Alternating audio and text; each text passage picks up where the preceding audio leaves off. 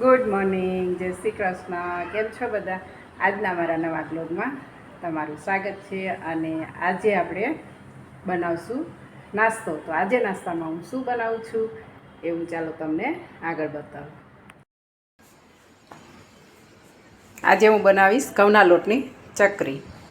તો આપણે એના માટે ઘઉંનો લોટ લઈ લીધો છે અને તલ અને જીરું લીધા છે અને આપણે આદુ મરચાં છે અને આપણે જે રૂટિન મસાલા બધા જે આપણે રોજ ડેઈલી યુઝ કરીએ એ બધા મસાલા છે. તો ચાલો હવે આપણે શરૂઆત કરીએ. આપણે ચકરી માટેનો લોટ આપણે પહેલાં એને બાફવાનો છે, એને વરાળથી બાફવાનો છે. તો હવે એને આપણે અહીંયા મેં સ્ટીમરમાં પાણી મૂકી દીધું છે અને એને આવી રીતે કપડું ઢાંકી દેવાનું. જો એવી રીતે ડાયરેક્ટ આપણે સ્ટીમ કરીએ ને તો એનું પાણી બધું અંદર લોટમાં પડશે. તો આવી રીતે કપડું ઢાંકી અને આવી રીતે કરી દેવાનું, એટલે વરાળનું પાણી અંદર લોટમાં નહીં પડે. લોટમાં પડશે ને તો એના બધે ગઠ્ઠા થઈ જશે. હવે આપણે આને 15 મિનિટ સ્ટીમ કરી લઈશું. અહીંયા મેં ગરમ થવા માટે મૂકી દીધું છે પાણી અને આ લોટને આપણે આની અંદર મૂકી દઈશું.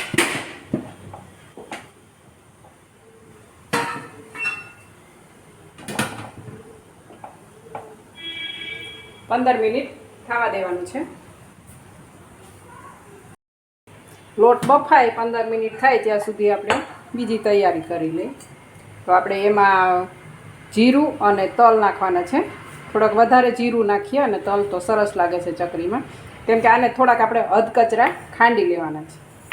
અને જો ડાયરેક્ટ આખા તલ નાખીએ ને તો તળવામાં તલ એટલા નીકળી જાય છે, એમાંથી અધકચરા ખાંડેલા હોય ને તો નીકળશે નહીં. તો આપણે એના અધકચરા કરી લઈએ. લોટ બાફવા મૂક્યો તો એની 15 મિનિટ થઈ ગઈ છે.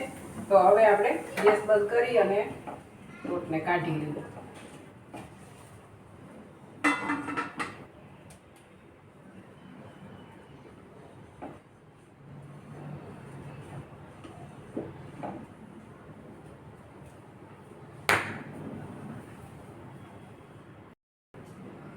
આવી રીતે જો આપણે કપડું રાખશું ને તો અંદર વરાળનું પાણી ન પડે, આ કપડામાં શોષાઈ જાય.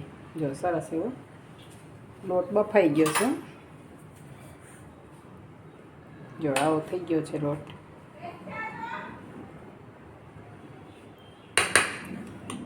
તો હવે આપણે લોટને ચાળી લઈએ.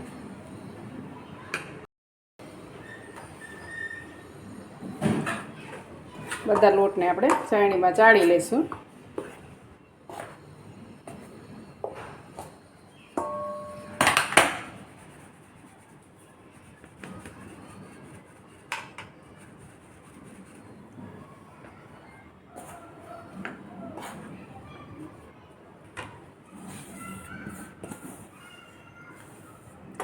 આવી રીતે બાફીને કરીએ ને તો ચકરી એકદમ ક્રિસ્પી થશે, ક્રન્ચી થશે સરસ.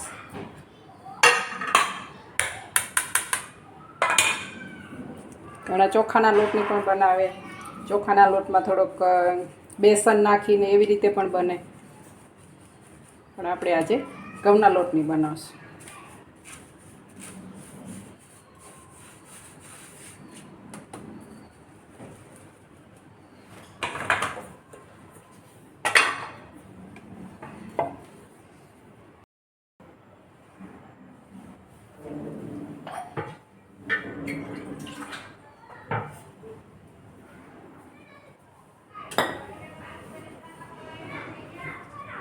હવે આપણે બધાય મસાલા કરી દઈએ. એમાં ટેસ્ટ પ્રમાણે મીઠું,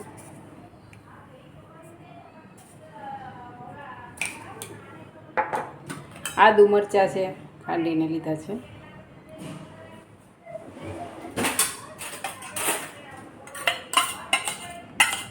તમારે ટેસ્ટ પ્રમાણે લઈ શકો. તમારે તીખી વધારે ખાવી હોય તો વધારે મરચાં નાખવાના. અને તલ અને જીરું થોડુંક આપણે વધારે નાખીશું, જેથી કરીને બહુ સરસ લાગે છે ચકરી.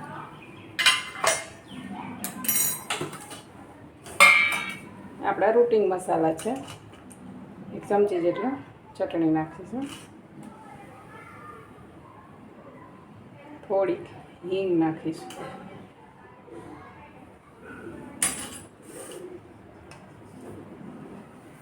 આને મિક્સ કરી લઈએ.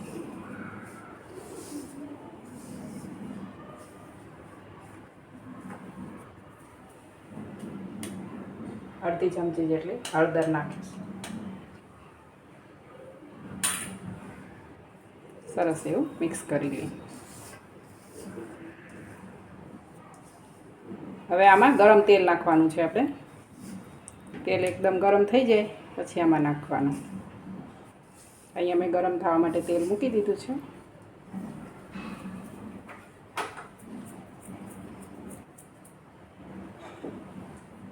તેલ લગભગ બે ચમચી જેટલું લીધું છે. તો આવી રીતે ગરમ ગરમ તેલ નાખવાનું છે.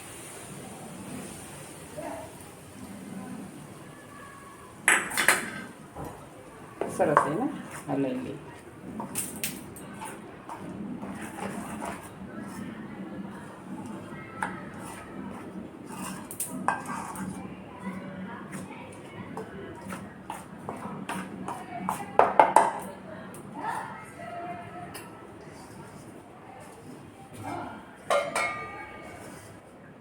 હવે આપણે થોડું થોડું પાણી નાખી અને લોટ બાંધી લઈશું.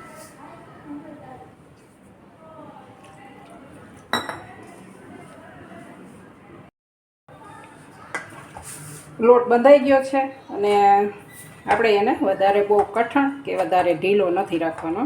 આવી રીતે મીડિયમ રાખવાનો છે. જો તમારે વધારે કડક થઈ જશે ને લોટ તો ચકરી તૂટી જશે, અને વધારે જો નરમ હશે તો ચકરી તમારી ક્રિસ્પી નહીં થાય, પોચી થશે. એટલે આવી રીતે મીડિયમ એવો લોટ બાંધવાનો છે. હવે આપણે એને 10 મિનિટ રેસ્ટ આપીશું. 10 મિનિટ જેવો રેસ્ટ આપ્યો લોટને, જો સરસ થઈ ગયો છે. હવે આપણે ચકરી બનાવી લઈશું.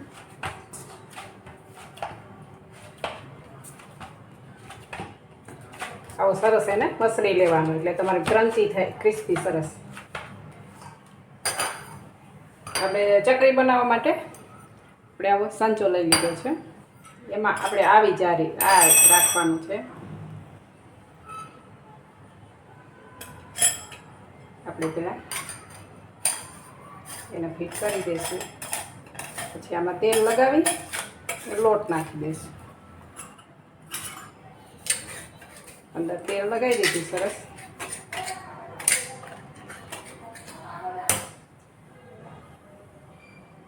ધીમા તાપે આપણે તેલ ગરમ થાય ત્યાં સુધી આપણે ચકરી બનાવી લઈએ.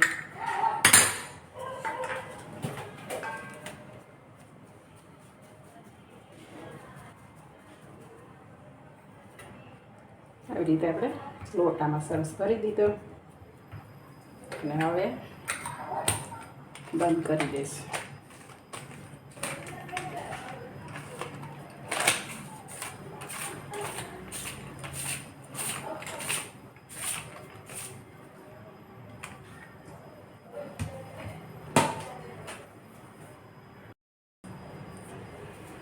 અહીંયા તેલ ગરમ થાય છે ત્યાં સુધી આપણે ચકરી બનાવી લઈએ.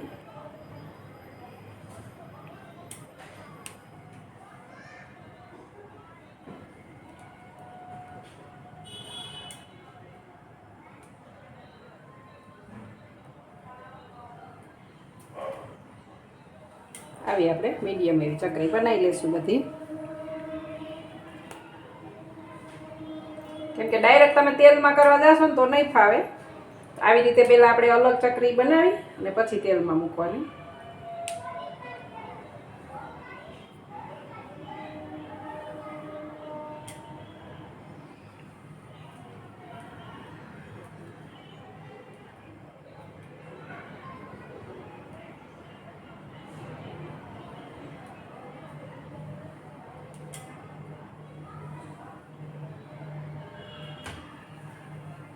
તમારે જેવડી સાઈઝ, નાની મોટી સાઈઝ તમને ગમતી હોય એ પ્રમાણે. આ મીડિયમ સાઈઝની જોઈ છે, બહુ મોટી પણ સારી નહીં. એટલે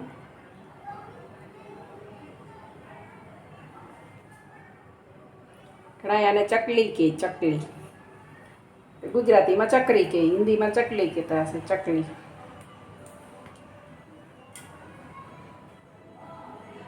આમાં મેઇન તમારે લોટ બાંધવામાં ધ્યાન રાખવાનું છે, તો તમારી ચકરી સરસ થશે.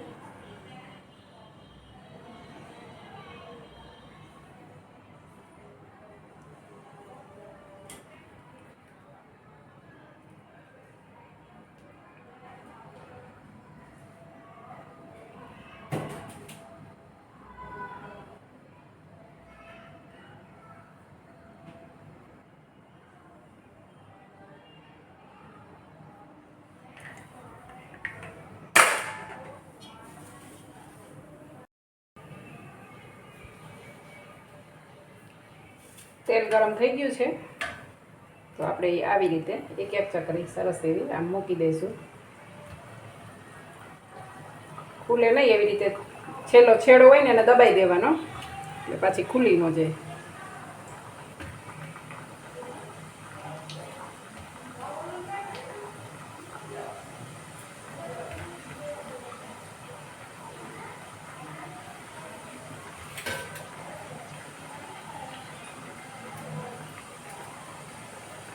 તેલ સરસ એવું ગરમ થવા દેવાનું, નહીંતર શું ચકરી છે ને તેલ બહુ તેલવાળી થઈ જાય અને પોચી અંદર તેલ પી જાય.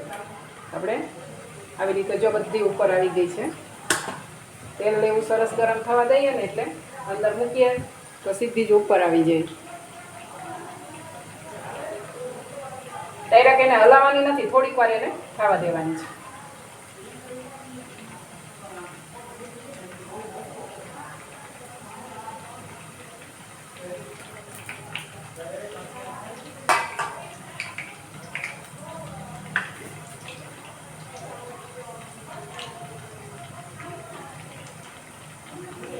મીડિયમ ગેસ ઉપર એને ખાવા દેવાની, એટલે સરસ એવી ક્રન્ચી થઈ જાય.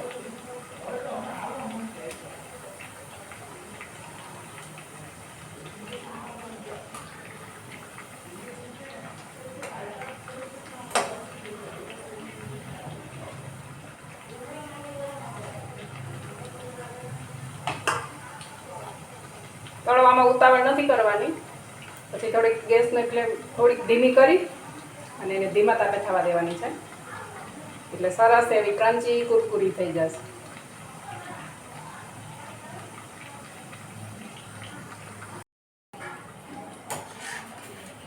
ચકરી આપણે સરસ એવી ક્રિસ્પી થઈ ગઈ છે. હવે આપણે એને કાઢી લઈએ.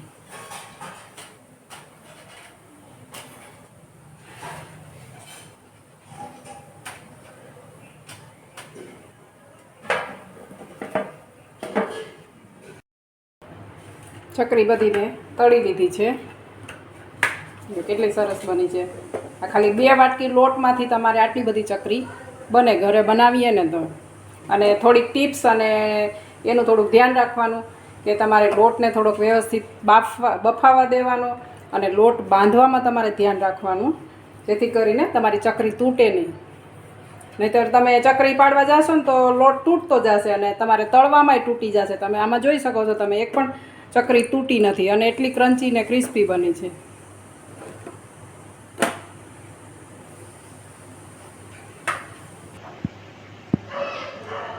ચકરી બની ગઈ છે, જો કેટલી સરસ લાગે છે. જો આવી રીતે તલ આપણે થોડાક અધકચરા ખાંડીને નાખીએ ને એટલે તેલમાં નીકળતા નથી, નહીંતર બધાય તલ નીકળી જાય છે. ટેસ્ટમાં પણ એટલી સરસ બની છે. તમે પણ આવી રીતે ટ્રાય કરજો. અને મારો વિડીયો તમને જો સારો લાગ્યો હોય તો લાઈક, શેર અને સબસ્ક્રાઈબ કરવાનું ના ભૂલશો.